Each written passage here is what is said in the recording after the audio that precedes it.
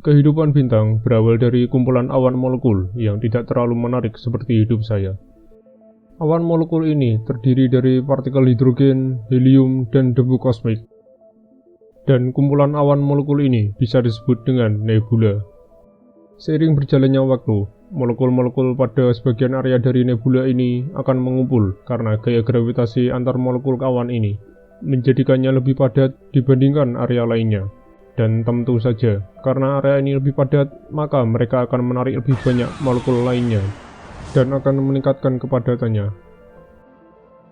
Meningkatnya kepadatan antar molekul ini juga akan meningkatkan tekanannya, dan meningkatnya tekanan juga akan meningkatkan suhunya. Dan ya, secara normal, suhu dan tekanan akan membuat nebula ini mengembang. Namun, karena massa nebula ini sangat besar, maka gaya gravitasi antar molekul akan memaksa molekul-molekul nebula ini untuk berkumpul dengan satu sama lainnya di titik pusat massa nebula ini.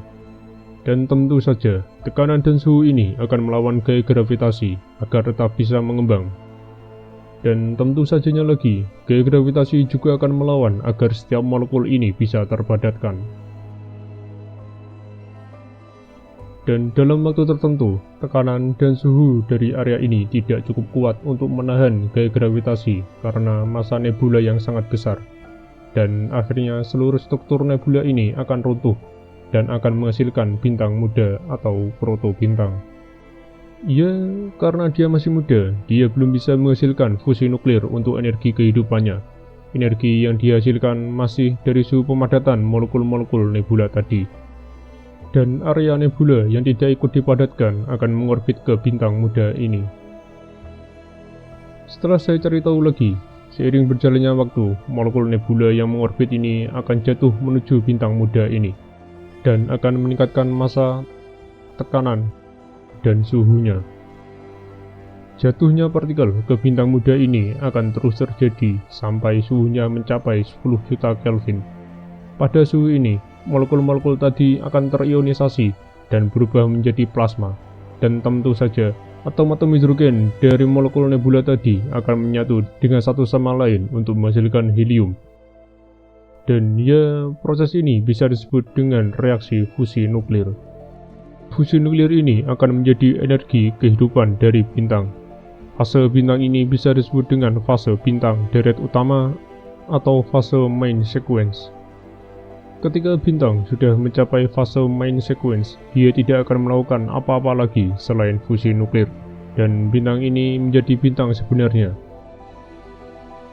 Area pada molekul yang mengorbit ini akan terpadatkan dengan satu sama lain yang akan menghasilkan planet dan objek ruang angkasa lainnya. Dan tentu saja, setelah saya cari tahu lagi, ada beberapa bentuk fase main sequence pada bintang, tergantung masanya. Bintang muda yang masanya lebih kecil dibandingkan matahari tidak akan bisa mencapai fusi nuklir. Fase main sequence-nya akan menjadi katai coklat atau brown dwarf. Ya, kurang lebih ukurannya sekitar 90 kali lebih besar daripada Jupiter. Bisa dibilang sebenarnya dia ini adalah bintang yang gagal. Jika bintang punya massa yang rendah, maka main sequence-nya akan menjadi katai merah atau red dwarf. Jika bintang punya massa menengah, maka main sequence-nya akan menjadi bintang seperti matahari. Dan bintang yang lebih besar sedikit dari matahari. Dan jika bintang punya massa yang tinggi, maka main sequence-nya akan menjadi bintang raksasa.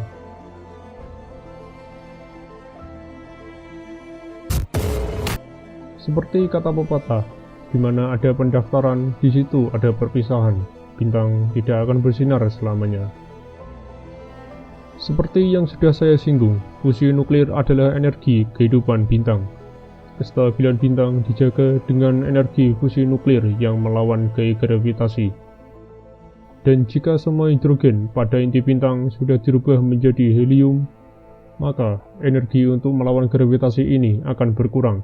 Dan gravitasi akan memadatkan inti bintang ini yang akan memulai proses fusi helium. Dan tentu saja, karena dipadatkan oleh gravitasi, suhu inti ini juga akan meningkat dan juga akan meningkatkan suhu lapisan di sekitarnya. Karena masih tersusun dari hidrogen, maka lapisan ini akan memulai proses fusi hidrogen. Dan tentu saja, fusi hidrogen menghasilkan energi panas, dan gaya gravitasi pada lapisan ini lebih lemah dibandingkan pada bagian inti, dan karena itu lapisan ini akan mengembang. Karena mengembang, suhu pada lapisan ini juga akan menurun, dan akan menghasilkan warna merah. Fase bintang baru ini bisa disebut dengan raksasa merah atau red giant. Perubahan menjadi red giant ini biasanya terjadi pada bintang bermassa menengah seperti matahari. Ukuran bintang pada fase ini bisa mencapai 100 kali lipat dari ukuran awal. Saat matahari mencapai fase ini, ukurannya akan mencapai bumi dan kelihatan kurang bagus untuk kehidupan kita, gitu kan? Dan ini bukan bentuk terakhir dari bintang ini. Setelah beberapa waktu, lapisan luar ini akan menyebar, yang juga akan menyebarkan material hasil fusi tadi ke ruang angkasa, yang bisa disebut dengan nebula planeter atau planetary nebula. Sisa dari pemadatan pada fase red giant ini adalah inti dari intinya bintang yang sangat padat, di mana fusi helium terjadi yang akan menghasilkan karbon dan oksigen, yang bisa disebut dengan katai putih atau white dwarf. Ya, ukurannya hampir sama seperti bumi, namun dengan massa matahari. Untuk katai merah, akhir hidupnya juga akan menjadi katai putih. Untuk bintang bermassa tinggi, pada akhirnya seluruh hidrogennya juga akan dirubah menjadi helium, yang juga akan membuat lapisan di sekitarnya memulai fusi hidrogen, dan akan membuat lapisan ini juga mengembang. Fase bintang ini bisa disebut dengan super raksasa atau super giant. Warna awal fase super giant ini adalah putih kebiruan, dan lapisan luar ini akan terus mengembang dan merubahnya menjadi warna merah. Proses fusi akan tetap terjadi di mana helium akan dirubah menjadi karbon, dan karbon akan dirubah menjadi neon, yang selanjutnya akan dirubah menjadi oksigen, dan kemudian akan dirubah menjadi silika, yang akhirnya akan dirubah menjadi besi. Untuk merubah besi menjadi elemen lain membutuhkan energi yang lebih besar, dan tentu saja, bintang ini sudah tidak punya energi yang dibutuhkan, dan inti besi ini juga tidak bisa menghasilkan energi lagi untuk melawan gaya gravitasi, dan tentu sajanya lagi, gravitasi akan memadatkan seluruh struktur bintang ini ke intinya. Energi dari pemadatan ini sangat besar, sehingga sisa energi ini akan terlontarkan keluar dari inti bintang bersama partikel hasil fusi. Terlontarnya partikel ini bisa disebut dengan supernova. Partikel-partikel yang terlontarkan akibat supernova juga akan menghasilkan nebula. Setelah supernova ini, ada dua skenario wujud akhir dari bintang bermassa tinggi. Jika massa awal bintang sekitar 12-25 massa matahari, maka inti dari sisa pemadatan tadi bisa disebut dengan bintang neutron.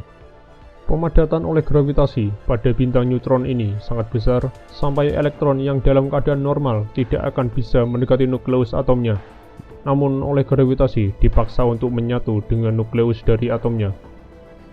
Dan ya, diameternya kurang lebih sekitar 20 km dengan massa lebih besar daripada matahari.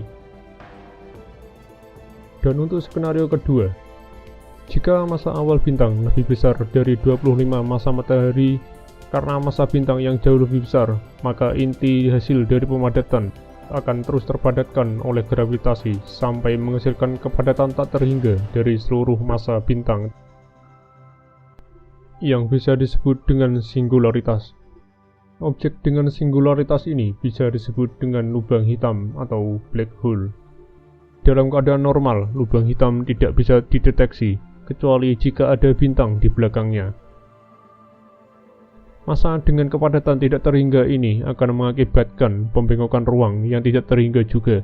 Jadi, pembengokan arah cahaya dari bintang akan terjadi dengan nilai yang sangat besar, yang akan mengakibatkan efek lensa gravitasi semacam ini. Lubang hitam juga bisa dideteksi jika ada bintang bermassa besar yang mengorbit pada ruang kosong ruang angkasa, yang bisa disimpulkan kalau bintang ini ditarik oleh gravitasi lubang hitam.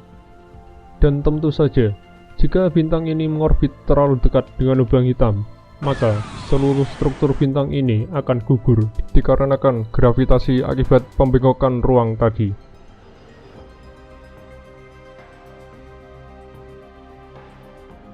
Sisa partikel dari bintang tadi akan mengorbit ke lubang hitam ini.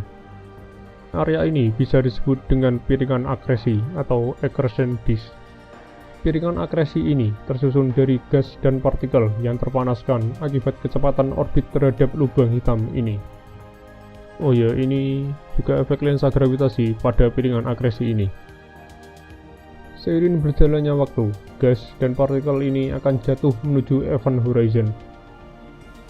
Dan seperti yang Anda semua sudah tahu, jika sudah melewati event horizon, maka tidak ada jalan keluar lagi, bahkan cahaya tidak akan bisa keluar jika sudah masuk area ini. Tujuan satu-satunya adalah menuju singularitas. Ini adalah hal unik jika sudah masuk event horizon, karena besarnya ruang yang dibengkokkan, setiap atom pada bagian yang pertama kali masuk akan terenggangkan terlebih dulu dibandingkan bagian yang terakhir masuk, mengakibatkan efek semacam ini, dan ini bisa disebut dengan spaghettifikasi.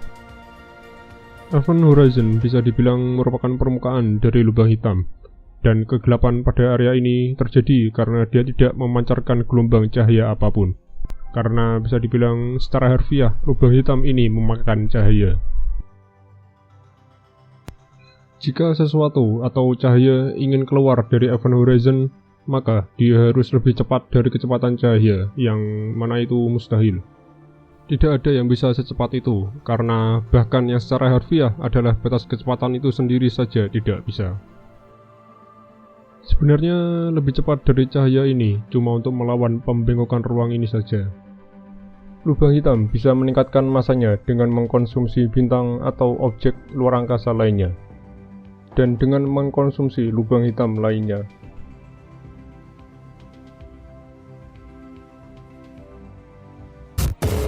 Dari kehidupan bintang ini, bisa disimpulkan jika awal yang tidak menarik tidak akan menghentikan kita untuk menjadi hal yang indah dan abstrak yang mengkonsumsi segalanya.